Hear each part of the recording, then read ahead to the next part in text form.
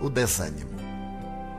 Tóxico e imobilizador, o desânimo se insinua suavemente, dominando as reservas da coragem e submetendo o combatente à sua ação perturbadora.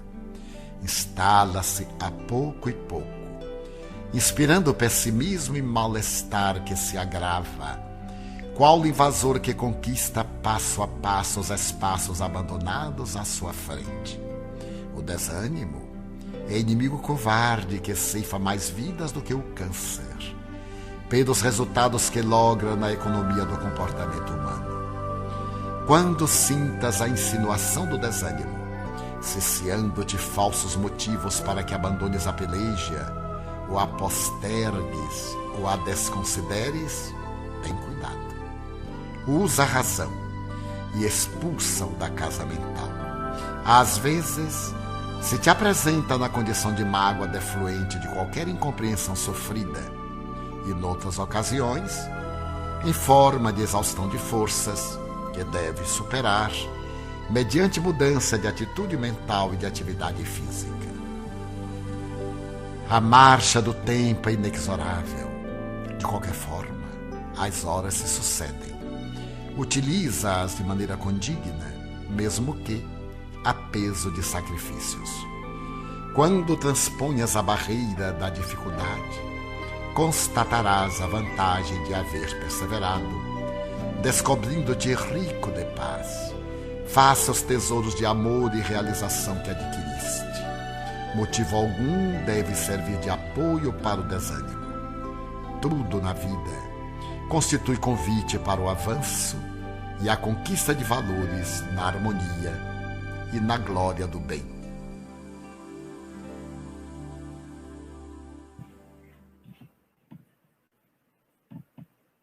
Olá, boa noite. Eu sou Zélia Mendonça. A minha casa espírita é o Instituto Espírita Gabriel Delane, lá em Campo Grande, na Rua São Caetano 120. E é com muita alegria que eu volto a esta casa, a Escola Espírita Maria de Nazaré, onde tantas vezes já fui, pela primeira vez virtualmente, em função desse momento inusitado que todos nós estamos vivendo, não é, aqui, não apenas no Brasil, mas no mundo todo. A gente sabe que é uma situação inusitada, que ninguém esperava, e nos tirou da nossa zona de conforto, das nossas rotinas, trazendo à tona e reforçando todas as nossas inseguranças, angústias, medos e gerando novos, né? Sem dúvida, a gente passa por um momento incomum dominado por esse vírus, e esse momento, desde que começou até agora, a gente continua a esperar que acabe o quanto antes, né? Todos nós queremos sair dele o quanto antes. Mas a gente tem que pensar, né, que esse momento também tem sido um momento de aprendizado, onde o vírus, algo que a gente não consegue nem enxergar, nos ensina muitas coisas, e onde esse período de isolamento social nos dá uma oportunidade muito grande de aprender, de nos voltar para outras coisas que no corre-corre do dia a dia a gente não tinha tempo. E a ideia dessa reflexão me surgiu a partir de muitas lives que eu assisti sobre esse período de pandemia, e na maioria das quais eu senti falta da explicitação de que essas lições que nos estão sendo ensinadas neste momento não são novas. Daí eu resolvi estabelecer as ligações entre o que eu acredito que ficou mais evidente para nós nesse período com os ensinamentos do Mestre Jesus e da própria doutrina espírita. A gente sabe, né, que hoje essa não é a primeira pandemia da história. Nós já tivemos no ano 6, do século VI até o século IX, né, de 541 a 544, depois retornando em ondas recorrentes até o século VIII, aliás, a praga de Justiniano, causada pela peste bubônica. Depois, no século IX, houve uma recrudescência dessa peste bubônica, que se deu o nome de peste negra, e depois de outras menores. No início do século XX, né, nos primeiros anos, entre 1918 e 1920, o Brasil se encontrava paralisado, como ficamos, né, agora em 2020 também, em função da gripe espanhola, que infectou uma estimativa de 500 milhões de pessoas em todo o mundo e cerca de um quarto da população mundial da época.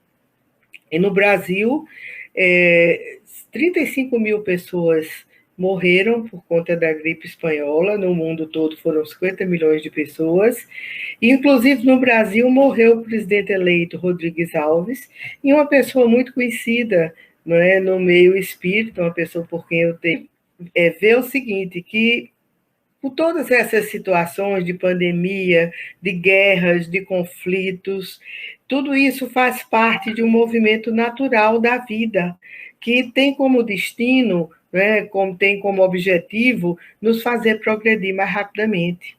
E a gente observa também, através da história, que todos esses Kardec na Gênese, a gente encontra que a marcha progressiva da humanidade ela se opera de duas maneiras.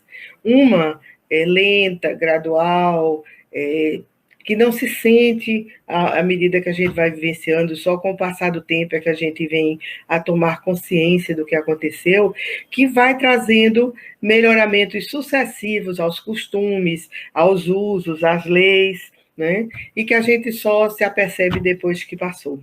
E uma outra maneira que são movimentos relativamente bruscos, rápidos, que fazem a humanidade transpor, num período de tempo curto, o espaço que ela levaria séculos a percorrer. E aí a gente encontra no Livro dos Espíritos, na pergunta 728, se a destruição é uma lei da natureza. E a resposta é de que é necessário que tudo se destrua para renascer e se regenerar. E que chamam de destruição aquilo que apenas é uma transformação, que tem por objetivo a renovação e o melhoramento dos seres vivos. Ainda na pergunta 737, nesse capítulo, é perguntado por que acontecem os flagelos. E aí, Verdade esclarece que o objetivo dos flagelos é exatamente esse, de permitir que nós avancemos mais rapidamente. Então, essa é a primeira lição do coronavírus nessa pandemia, que a vida nos traz muitas situações indesejadas, imprevisíveis, imprevistas, que nos afetam profundamente, mas que não são essencialmente ruins, porque elas nos permitem promover em nós a renovação, que é imprescindível para a mudança em nós mesmos e, consequentemente, na sociedade e no mundo. Porque quando a gente muda, o mundo muda. O mundo muda. Então, essa é a primeira lição. O segundo ensinamento é de que somos todos um e somos parte de um todo. Mas o que é isso, exatamente? Nós sabemos que tudo que nos rodeia é uma parte de nós mesmos. E nós estávamos bem esquecidos disso. Nós sabemos que todos somos um sistema profundamente interligado. Seres humanos, animais, plantas, o universo e o seu próprio Criador. Tudo está interligado. Quando a gente vai lá no Livro dos Espíritos, no capítulo 11, nos é esclarecido que tudo na natureza é transição. E por isso mesmo que uma coisa não se assemelha à outra, mas, no entanto, tudo está interligado. E aí a gente vê, né, que o mundo no qual a gente vem vivendo tem apresentado uma situação de abuso e de desrespeito ao planeta insustentável. Né? Tanto ao planeta, quanto ao clima, à natureza, do modo geral, as outras espécies e a nossa própria espécie. E como é que a gente observa isso? Com esse isolamento que foi imposto por esse vírus invisível, né, nós vimos na televisão, ouvimos, de que durante a quarentena as águas dos canais de Veneza voltaram a ficar cristalinas e os peixes reapareceram, o que não acontecia há muito tempo por conta da poluição. Também em muitas cidades do mundo, a qualidade do ar melhorou, porque diminuiu a poluição. Então, o que a gente vê é que a natureza está nos mostrando que do jeito que a gente vem vivendo, não dá para continuar. Ela não sobreviverá e nem nós porque nós estamos interligados a ela.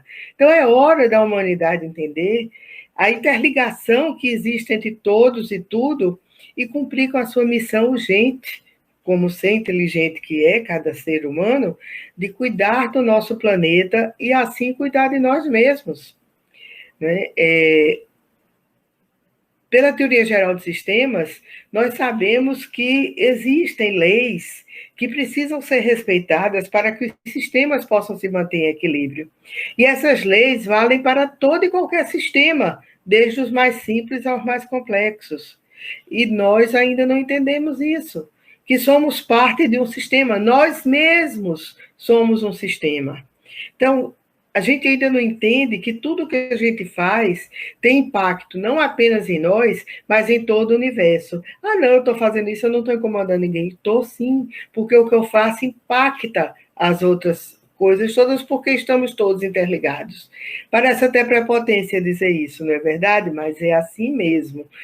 E em 1854, um índio, cacique da nação Seattle, ele já sabia disso. E numa carta que ele escreveu ao presidente dos Estados Unidos, que queria comprar as terras dos índios, né, e queria que ele vendesse, ele diz que o homem não tramou o tecido da vida. Ele é simplesmente um dos seus fios. O que quer que faça a teia ao tecido, fará a si próprio. E esse homem era considerado selvagem. Era um índio, né, o cacique da nação Seattle. Essa carta hoje, a carta do cacique Seattle, ela é considerada um dos mais belos e completos discursos em defesa do meio ambiente, nada menos do que pela ONU. Então, é isso que a gente precisa entender, que o que nós estamos passando, o que nós estamos sofrendo com essa pandemia, não é uma punição do Criador, não. Sim, nós estamos sofrendo em consequência de estarmos em desarmonia com o todo, de não estarmos dando atenção a tudo mais a que estamos interligados. A gente encontra em A Gênese, no capítulo 18, que no universo tudo se move, tudo funciona em perfeita ordem, e que o que nos parece uma perturbação são movimentos parciais e isolados que se nos afiguram, se nos parecem irregulares, apenas porque a nossa visão é muito limitada. Se a gente pudesse abarcar o conjunto, enxergar o conjunto todo, a gente ia ver que tais irregularidades são apenas aparentes e que se harmonizam com o todo. Então, a vinda do coronavírus nos relembra isso. Essa é a segunda lição. Qual a terceira? A impermanência. E o que vem a ser isso, Zélia, essa impermanência? 500 anos antes de Cristo, na Grécia Antiga, Heráclito de Éfeso já dizia que nada é permanente exceto a mudança. Por sua vez, os budistas, a doutrina budista, a impermanência vem a ser como uma lei geral que afeta todas as coisas. Ou seja, em outras palavras, apesar da aparente estabilidade que nos rodeia, nada permanece igual.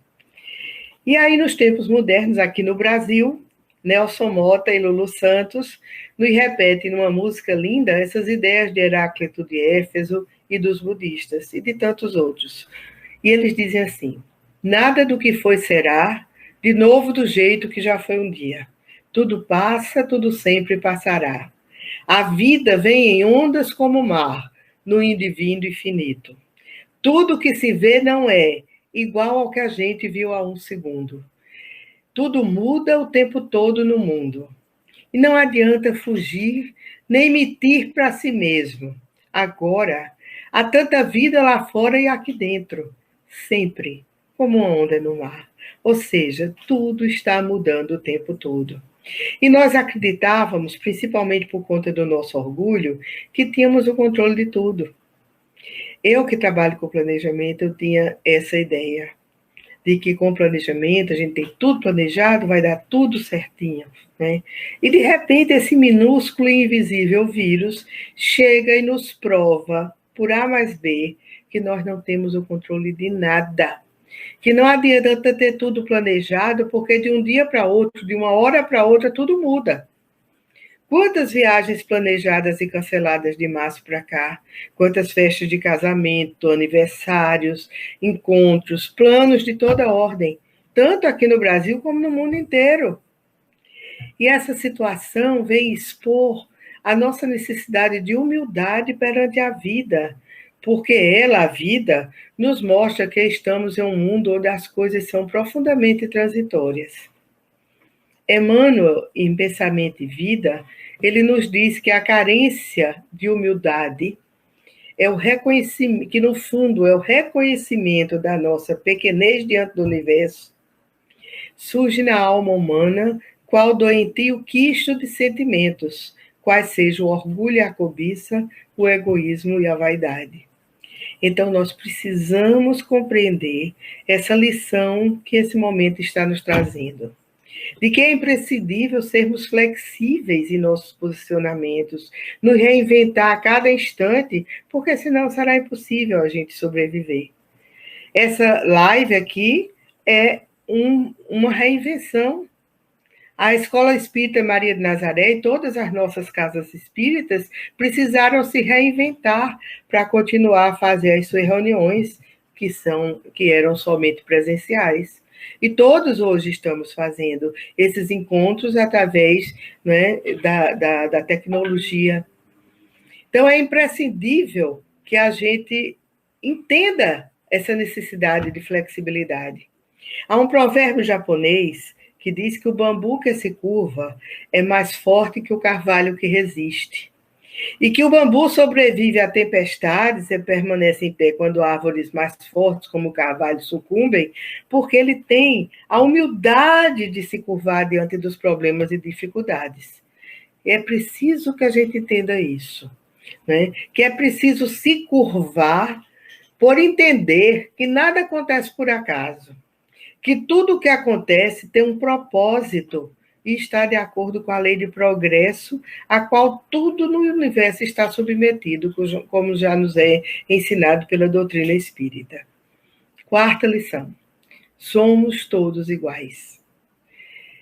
Essa pandemia chegou mostrando-nos que não há diferença essencial nenhuma entre os homens. Nenhuma. Eu ouvi alguém falar de que uma frase que me levou a pensar, que diz assim: não estamos no mesmo barco, e sim na mesma tempestade, porque os barcos são muito diferentes. E é verdade, os barcos são diferentes, sim. Uns maiores e luxuosos, outros simples jangadas, e outras pessoas nem barcos têm. Mas os homens que estão nos barcos, sejam eles luxuosos ou simples, ou que estão fora deles, são todos iguais. Lá no capítulo 9 do Evangelho, Lei de Igualdade, pergunta 803, é esclarecido que todos os homens são submetidos às mesmas leis naturais. Esse capítulo é a Lei de Igualdade. E aí ele diz assim: que todos nascem com a mesma fragilidade, que todos nós estamos sujeitos às mesmas dores, que o corpo do rico passa pelo mesmo processo de distribuição do que o corpo do pobre, que Deus não concedeu nenhuma superioridade natural a nenhum dos homens, nem pelo nascimento, nem pela morte, que são todos iguais diante dele. E aí chega esse corona, esse vírus, trazendo dor e sofrimento para muitas famílias, igualmente no mundo inteiro. Especialmente para os que viram os seus entes queridos partirem desta vida de uma forma brusca, sem que pudessem sequer se despedir deles, e criando muita tristeza, muita incerteza. E isso não foi apenas para uma categoria de pessoas, mas para todos, como nos diz a doutrina espírita. Todos passamos por isso. De príncipes e poderosos magnatas aos mais vulneráveis da sociedade, aqueles que estão nos locais mais miseráveis em todo o mundo. Todas as camadas da sociedade foram atingidas por esse vírus. E ele nos trouxe também a consciência de que a morte é um evento a que todos estamos destinados e do qual não podemos fugir, podendo chegar a qualquer momento. Nós não sabemos quando é que ela vai chegar. E isso, mais uma vez, demonstra a fragilidade do ser humano e nos faz pensar em procurar aproveitar cada momento dessa reencarnação para vivermos bem no bem, porque nós não sabemos o que poderá acontecer no momento seguinte. Carpe diem é uma expressão latina que significa aproveite o dia. Mas essa é uma tradução literal e não significa aproveitar um dia específico, não. Tem o sentido de se aproveitar ao máximo agora. Ou seja, amar a todos, inclusive a nós mesmos, como nos ensinou o mestre, em todos os instantes. Não deixar de expressar o carinho, o afeto, a tolerância, a ternura, especialmente para com o nosso próximo mais próximo, sempre que pudermos. Porque no minuto seguinte, eles ou nós podemos partir e levaremos a mágoa e a tristeza das palavras de amor que não foram ditas. O corona veio nos relembrar que não vale o ter, mas o ser. No início do isolamento social, não adiantava você ter muito dinheiro para ir comer no restaurante mais chique. Todos os restaurantes estavam fechados. Não adiantava ter dinheiro para fazer uma viagem ao exterior. As fronteiras estavam fechadas. E aí a gente começa a pensar, não adianta ter e não ser, porque quando chegar a hora de ir, os bens materiais vão ficar todos aqui. A gente só vai levar as conquistas espirituais. Na pergunta 150 do Livro dos Espíritos, é perguntado se a alma leva alguma coisa consigo deste mundo. E a resposta é a de que nada leva, a não ser a lembrança e o desejo de ir para um mundo melhor. E essa lembrança vai depender do uso que ela fez da vida. Ou seja, depende de cada um de nós. Né? Lições já conhecidas há muito tempo, mas há muito esquecidas ou descartadas no corre-corre dos nossos dias no mundo de antes do Covid. Eu, quando vi essa resposta no Livro dos Espíritos, eu me lembrei que, desde pequena, eu ouvi a minha avó dizer que mortalha não tem bolso e caixão não tem gaveta. Na época, eu não entendia. Mas hoje eu entendo muito bem, perfeitamente explicado pela doutrina, não é? Que a gente só vai levar aquilo que conquistou o nosso espírito. Então, vamos pensar nisso. Quinta lição. Estamos terminando, porque só são 6. Dependemos uns dos outros. Dependemos uns dos outros. O poeta britânico John Donne, há cerca de 5 séculos atrás, ele escreveu um poema que ele começa dizendo assim: nenhum homem é uma ilha isolada. Nenhum homem é uma ilha isolada. Desculpem. O corona veio nos despertar a consciência de que nenhum de nós é uma ilha.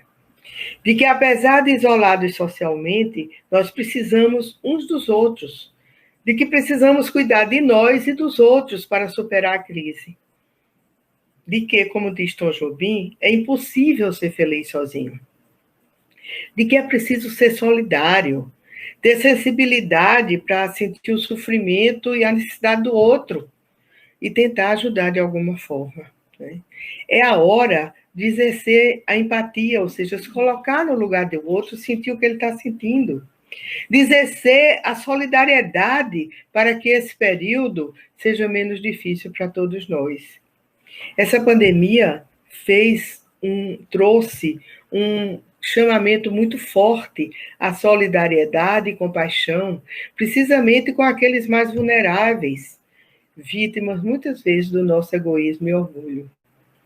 A gente sabe, né, que na pergunta 876 do Livro dos Espíritos nos é dito que a base de uma sociedade justa é exatamente o que nos ensinou Jesus, de que devemos querer para os outros aquilo que nós queremos para nós mesmos. Ou seja, se a gente tem alguma dúvida do que devemos fazer para com o nosso próximo, é só nos perguntarmos o que é que a gente gostaria que fosse feito conosco mesmos.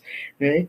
E aí a gente vê também que a doutrina espírita, e está lá na Gênese, que a fraternidade com o Espiritismo, a fraternidade, que é o sinônimo da caridade pregada pelo Cristo, não é mais uma vã palavra, ela tem uma razão de ser, porque do sentimento da fraternidade nasce o sentimento da reciprocidade e dos deveres sociais, de homem para homem, de povo para povo, de raça para raça.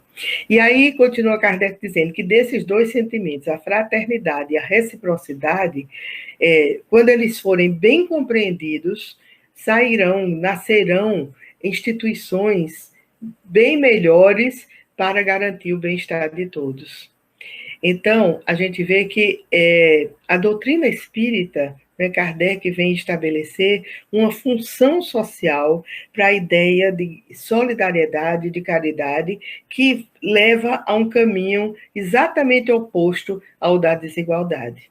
E é isso que a gente tem que pensar nessa quinta lição.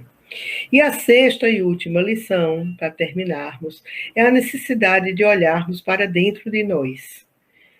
Nas nossas vidas diante do coronavírus, nós não temos tempo para parar.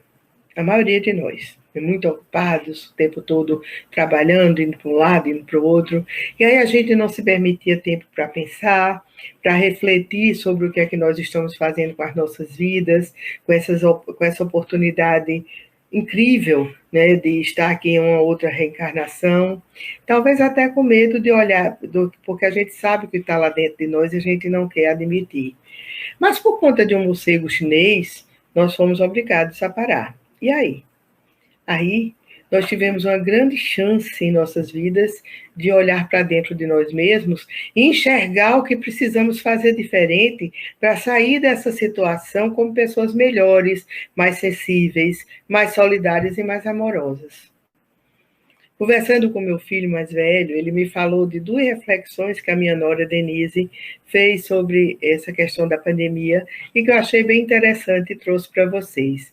A primeira é de que o coronavírus materializou em todos nós a máscara que a gente sempre afivela ao rosto quando a gente vai se apresentar aos outros, mas que muitos de nós não admitimos que temos máscaras, que usamos máscaras.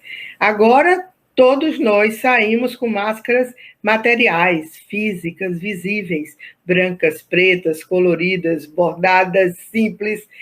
E essa situação nos traz uma oportunidade especial de refletir sobre quais as máscaras que nós já usávamos antes e que eram invisíveis aos olhos dos outros e quais as que nós continuamos usando hoje por trás dessas máscaras físicas. Porque por trás das máscaras físicas, podemos continuar ainda usando essas máscaras que nos fazem aparecer diante dos outros como o que não somos. Vamos pensar nisso. Que máscaras invisíveis continuo usando? E a outra coisa é bem simples, mas muito interessante também. Ela falou que as exigências do coronavírus, para que a gente se mantenha em segurança, para sair de casa, ou mesmo para ficar em casa, você tem que lavar a mão, e muitas vezes passar álcool, se sai não pode se aproximar muito das pessoas, tem que olhar quem você está vendo, quem está tocando, não pode colocar a mão nas paredes dos elevadores, não pode entrar em casa de sapato, aquela coisa toda que a gente tem que observar para se manter seguro.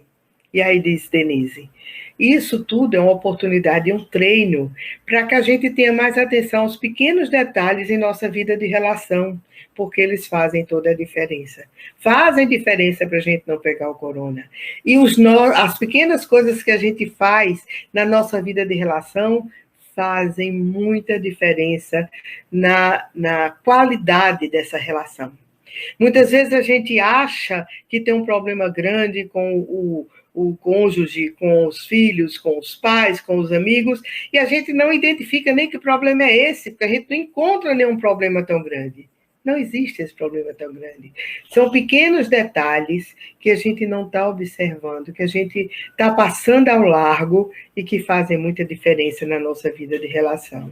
Vamos aproveitar esse treino do corona para agir diferente de agora em diante, não é? E isso vai depender de cada um de nós. de cada um de nós. Nós precisamos acreditar que temos a capacidade de superar as nossas limitações pela descoberta de qual é o nosso propósito, de quais são os nossos pontos fortes e fracos, de modo a maximizar os primeiros e tentar minimizar ou eliminar esses segundos, os pontos fracos, para promover essa reforma íntima tão necessária, tão falada na casa espírita, e que é imprescindível para nós e para o mundo. Porque na medida que cada um de nós acredite e consiga a sua própria reforma, coletivamente estaremos transformando o mundo num lugar melhor para se viver. E o método para fazer isso, para realizar essa transformação, se encontra bem claro e dito de uma forma bem simples no Livro dos Espíritos, na pergunta 919. Conhece-te a ti mesmo. No entanto, esse não é um processo rápido e muito menos fácil, mas para ser alcançado, tem que ser começado, né?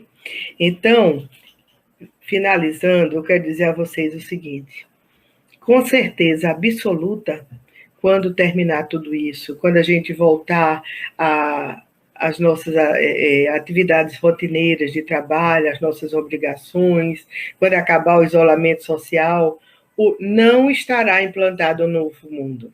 Posso garantir a vocês.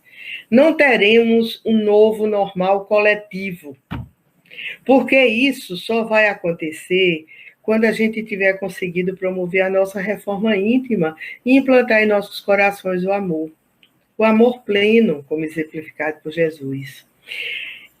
Vai existir um novo normal? Sim, para aqueles que conseguirem modificar alguma coisa em seu íntimo nesse período.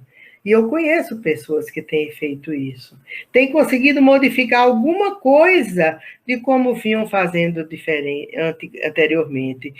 Começando a agir diferentemente do que faziam.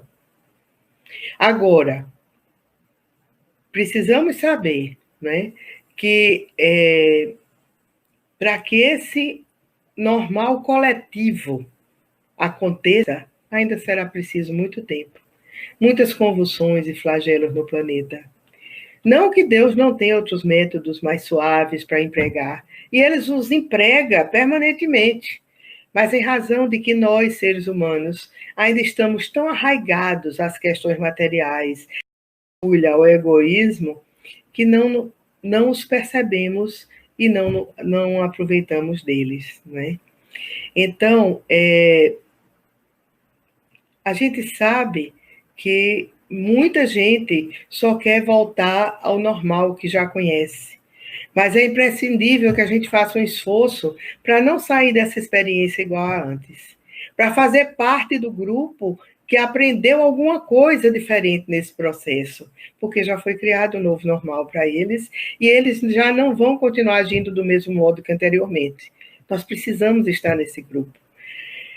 O vírus nos ensinou muitas coisas, muito mais do que eu relacionei aqui, né? Cada um de nós tem um ângulo de visão diferente, vocês vão achar muitas outras coisas mais que poderiam ter sido faladas e existem. Mas isso não significa que nós aprendemos o que nos foi ensinado, o que nos foi relembrado. O aprendizado não depende apenas do professor, depende também do aluno. Isso quem está dizendo não é Zélia, não. É um filósofo italiano conhecidíssimo chamado Domenico de Masi. Então, como vimos em todas as 6 lições que eu apresentei aqui, porque o tempo não dá para mais, não são novas lições. São lições que há muito tempo nos vêm sendo dadas pela misericórdia do nosso Pai Criador e que nos oferece constantemente essas oportunidades de cumprir o nosso destino mais rapidamente. Mas, como crianças espirituais rebeldes, continuamos relutantes em aprender e em não caminhar rumo à felicidade que é o nosso destino. Então, a pergunta que eu deixo por fim para todos nós é se conseguimos aprender alguma coisa com as lições que o coronavírus veio nos relembrar. Porque, como diz Beto Guedes, e uma música também belíssima, já choramos muito. Muitos se perderam no caminho. Mesmo assim, não custa inventar uma nova canção que venha nos trazer sol de primavera. Porque a lição já sabemos de cor, só nos resta aprender. Muita paz e bem para todos. Muito boa noite a todos vocês. Que Maria Santíssima nos proteja e ilumine hoje e sempre.